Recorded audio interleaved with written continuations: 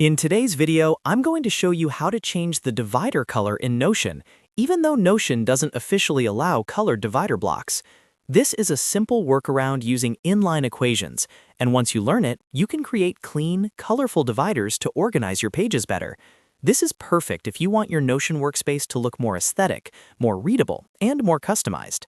If you find this helpful, make sure to hit the like button and subscribe to the channel for more Notion tutorials like this. All right, let's jump right in.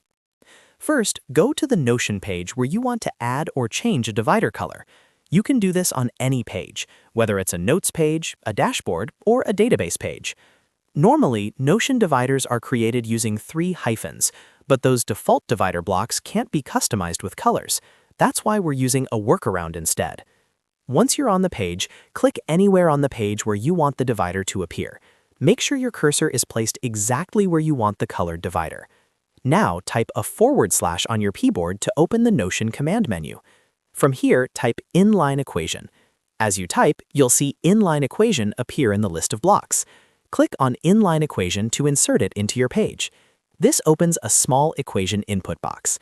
Inside this inline equation box, you're going to type a simple highlight command that creates the divider effect. Type the word highlight. This tells Notion to render a highlighted line instead of text, which we can visually use as a divider. Once you've typed highlight, click on Done or press Enter on your keyboard to apply it.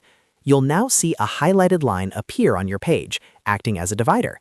The color of this divider will match your current highlight color style in Notion, and depending on your theme or settings, it can stand out much more than the default divider. You can repeat this process anywhere on your page to create multiple colored dividers and visually separate sections. This method is especially useful for dashboards, planners, and long documents where visual structure really matters. And just like that, you've learned how to create a colored divider in Notion using inline equations. If this video helped you, don't forget to like the video and subscribe to the channel for more easy Notion tips and productivity tutorials. Thanks for watching, and I'll see you in the next video.